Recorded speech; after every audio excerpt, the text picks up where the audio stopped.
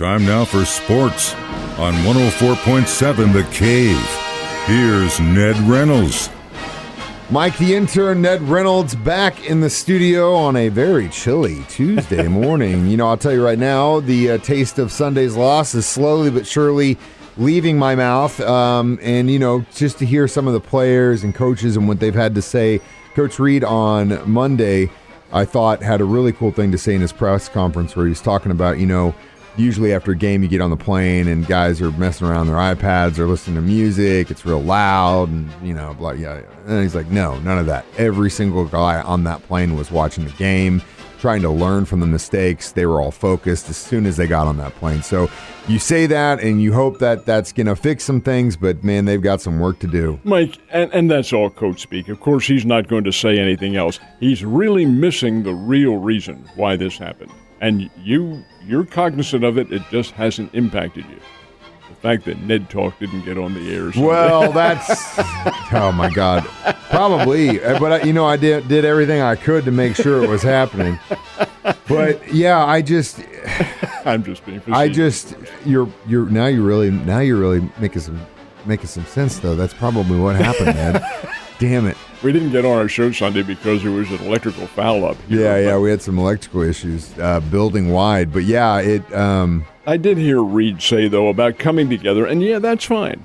The coach is going to say that. The team has to rally and support themselves and pick up after somebody has made a mistake and so forth and so on. I'll tell you one of the real reasons, in all honesty, why the defense, there's several of them. But number one, Anthony Hitchens, who calls the defensive signals, isn't in there, and he may not be for quite a while. This is a nerve injury in his elbow. I haven't talked a whole lot about it, but this could keep him out. Nick Bolton came in, and he played well. But is he the one calling the defensive signals? And you do have to have that. There's a lack of cohesion and a misunderstanding of what's going on, and all that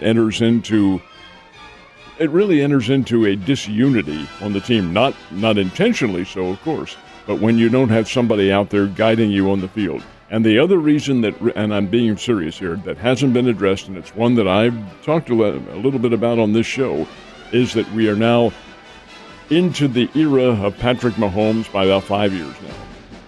And it has been, this is pro football. These guys are not dumb. Is it possible, and I'm beginning to think that it is now, teams have figured out how to defend this team, how to stop them, and it's up to the Chiefs now to make the adjustments and come up with a formula for beating the defensive schemes that these other teams are putting on. I think that may have happened because some of these teams that the Chiefs are losing to, they shouldn't be. And back in the old days, they wouldn't be. They'll make the adjustment. It's coming, I'm telling you. Well, we're halfway point of the season. We got to win out, and hopefully they can make the adjustment. If not, things are going to get blown up in the offseason. I can tell you that much. Speaking of which, got Seahawks Saints last night, Monday Night Football. Very close game, kind of a boring game, actually. It really wasn't very exciting at all, and much of that is because it rained practically the entire game, and even though it's on artificial turf and all that, it gets slippery and the ball is tough to handle. And New Orleans comes away with a late field goal and comes away with a 13-10 win. But Seattle is not very good. Seattle was a 5-point dog in this game at home. And they beat the spread, but they didn't win the game. And winning the game is the most important thing. So New Orleans does come away with a win. So now we have off until football on Thursday night. And the Chiefs are off until next Monday night. You get a late night Monday, so do I. Speaking of late nights, the NHL hockey season is a very long one, so don't get too excited because it eventually is going to end. But the St. Louis Blues have yet to lose a game. They are 5-0 to start the season. 3 of those wins on the road, and then 2 of them, the 2 home ones, are against the same team, the Los Angeles Kings, who everybody thought would be pretty good. 5 straight wins, 5-0 on the season, but you are absolutely 100% correct. It's the start of the season. It's how you're ending the season, which for the Blues won't be until early April. Yeah.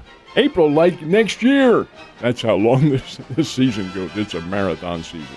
Long way to go, but it's a pretty good start. That's the thing about hockey that always blows my mind, because when in football, someone goes down with an injury, they're like, well, that's it, season's over. In hockey, they're like, well, we'll see you in 4 months. So the time has finally come. Seems You know, it's funny because when we started talking about the season earlier this year, it was finally back to normal, not a short season, not a half season. But at the time when the playoffs started, I remember going, God, it feels like we just started this thing. The playoff run seemed like it took a little bit longer to me. It seems that way, but it's only because of the calendar. Yeah. World Series has ended in November before. This is not the first time. It shouldn't be, but that's the way things are with the expanded playoffs and so forth. But it'll end in November this year. But no, it's happened before. It just seems that way. You know what I mean, though? It kind of seems like it just went like almost its own season. But besides that, it kicks off tonight, and if you're a baseball fan, I know you're going to be watching. First pitch happens when? 7:09. It's stupid baseball. That's how they throw darts at a clock, don't they? Almost looks that way, doesn't it? In the 7 o'clock range, whatever hits, that's what you're throwing it. First game, of course, is at Minute Maid Park in Houston. Houston gets the home field advantage if it does exist. Goes to the team with the better record, and the Houston Astros have the better record as opposed to the Atlanta Braves. 7:09 tonight, Minute Maid Park. The Braves starter is a former Astro, 37-year-old Charlie Morton, who's really kind of changed his career. He's developed into a really good pitcher. Not that he wasn't already, but he's changed very much like Adam Wainwright. Changed his style a little bit.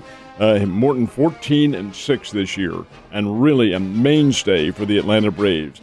And he is being opposed by a 27-year-old left-hander with whom very few are familiar. His name is Framber Valdez. He's from the Dominican Republic. He's had a good year. He's 11-6 this year for Houston, but in the stretch, in the playoffs, he has pitched very well. So Dusty Baker is going to go with a lefty against the Atlanta Braves, and we'll see what happens. First two games in Houston. The middle three, which will be Friday, Saturday, and Sunday in Atlanta, and then back to close it up next week, if necessary, back in Houston again. Man, it's going to be interesting. Will be. It's going to be a good series. Yeah, you're going to get a lot of late nights this week, aren't you?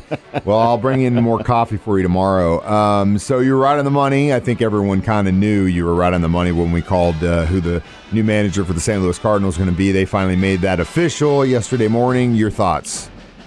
Well, he is very young. Marmol is a very young individual. He's only 35 years old. He is the youngest manager in Major Leagues, and when the season opens, and we hope it does on April the 1st of 2022, he will be the youngest manager in the big leagues at 35. Oliver Marmol, he is not a well-known individual in baseball circles.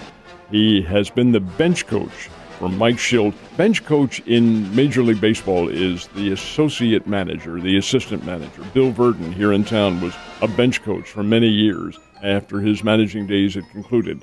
And it's a very important factor. That's what he was for Mike Shildt. Marmol did not play Major League Baseball. He did play in the Cardinals system in Single A. Did not ever play down here in Springfield, nor did he ever coach down here in Springfield.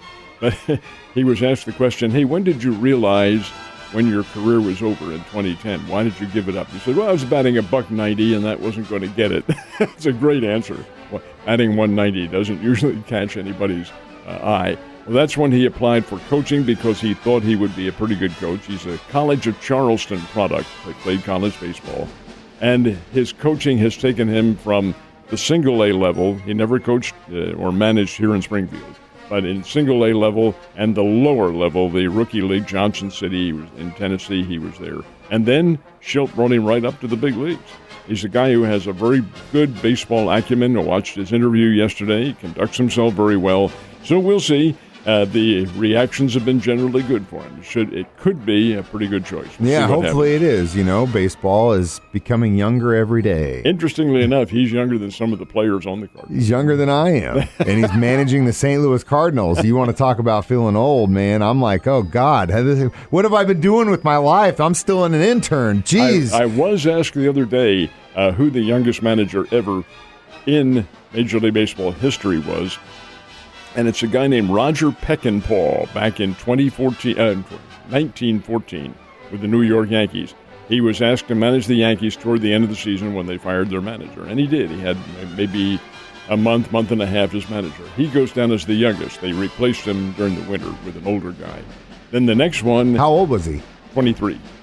Can you imagine 23 managing the Yankees? How about this one, though? In 1942, 24-year-old Lou Boudreau took over the Cleveland Indians as their manager and managed them right through 1950 as a player manager. Lou Boudreau is in the Hall of Fame, and it was great. Managed the Cleveland Indians as a player manager and a kid to the World Championship in 1948. This guy had it all going for him. He was really the very first of the successful young managers, and Boudreau is in the Hall of Fame. Played for the old Kansas City A's back in the 50s. A lifetime appointment is what that sounds gosh, like. yes. Man, God. Can you imagine, though? Like I said, early 20s, I didn't even know where my face was. So last but not least, the rankings have come out for college football, and after the loss on Saturday, the Bears did kind of... No, it really didn't change position. Really? They're 17th in the country. That's not a precipitous fall at all. And what I really found interesting, the NCAA puts out these rankings. NCAA has an individual who's dedicated to following just the FCS or 1AA. And this fella came out with his first preseason, or not preseason, but the first early playoff formula. And the Bears are in it. He had them picked to be in the playoffs. Now, there's still a month to go before this selection, and a lot can happen. But this very first ever playoff formula had the Bears playing the University of Incarnate Word. Very few people are familiar with them. They're in San Antonio, Texas. And the recent addition to 1AA, they're pretty good football team. And according to this formula, the Bears would play them up here in the first round. Wow. That is as of now. Things can change and probably will. So, but let's say that that's the way it goes. Will this be the first playoff game in Springfield, and how long? Since 1989. Wow. Can you imagine Ask that? me how old I was in 89. Man, okay. Well, hopefully that guy has a little bit of fortune telling in his blood, and that's the way it goes down. But you're right. There's a month left, and the Missouri State Bears have a hell of a schedule. I'll throw you in a real quick piece of trivia, too. Bears played consecutive playoff games, 1989 and 1990. Played Maine in 1989, beat them. And then in 1990, played Idaho here in town and lost in a shootout, 42-35. Who was on that Idaho coaching staff at that time? Their offensive coordinator? Bobby. Wow, man. Caw is a wheel, Ned. Caw is a wheel. You have a wonderful day, and I'll see you tomorrow, man.